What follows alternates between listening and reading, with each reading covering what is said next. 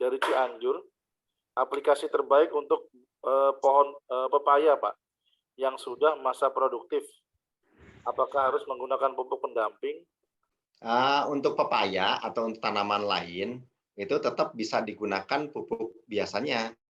Nah, kalau misalnya mau dicampurkan, jadi TNT bisa dicampurkan dengan NPK, kemudian digunakan sistem ini apa namanya, dipendam di sekitar tanaman, di dekat pohonnya.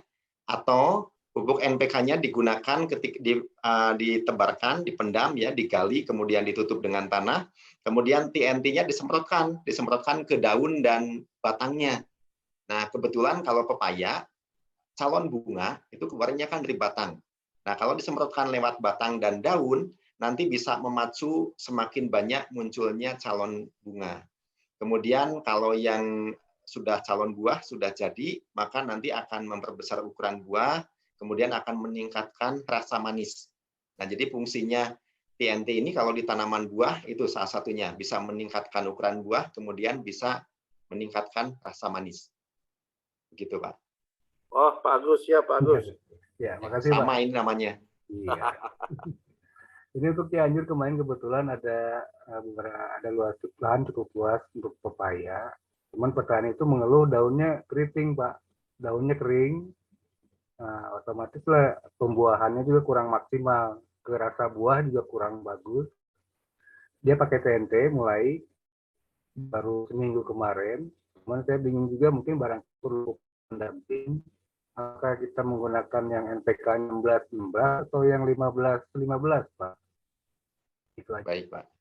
Oke, kalau NPK sebaiknya gunakan saja yang 16-16, Pak. Saya menyimak, jadi untuk tanaman pepayanya keriting, coba dilihat itu yang putih-putih. Ya, betul, nah, Pak. itu harus dikendalikan, Pak. Salah satu kesuksesan cocok tanam itu adalah penggunaan pupuk yang baik, kemudian pengendalian hama penyakit.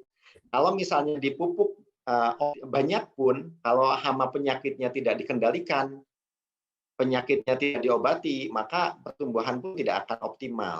Nah, kenapa daun itu keriting? Biasanya itu ada hama-hama penghisap. Salah satunya kutu putih itu. Nah, dia menghisap cairan tanaman ada di daun, sehingga tanaman itu kekurangan cairan. Nah, efeknya tanaman itu menjadi keriting daunnya. Nah, diobati saja dengan obat kutu, bisa nyari yang bahan aktifnya abamectin. Itu paling ampuh. Yang bahan aktifnya abamectin. Kemudian yang paling utama, apalagi kalau saat ini musim kemarau, Bapak-bapak, Ibu-ibu sekalian, hama yang paling banyak menyerang di musim kemarau itu adalah jenis kutu-kutuan. Jadi kutu, trip, mite. Ya. Nah, efeknya daun itu keriting. Di tanaman apapun ya, di cabai apalagi. Nah, kalau misalnya diobati, dipastikan airnya cukup, Pak. Kalau misalnya airnya tidak cukup, nanti keritingnya itu tidak akan pulih. Jadi keritingnya diobati, kemudian airnya cukup, ditambahkan TNT, maka TNT ini akan memacu munculnya daun baru, Pak, yang jauh lebih sehat, lebih baik. Kalau yang sudah keriting, itu tidak bisa dipulihkan. Pulihnya dengan munculnya daun baru. Begitu ya, Pak? Iya, Pak. Makasih, Pak. Baik, Pak Agus. Terima kasih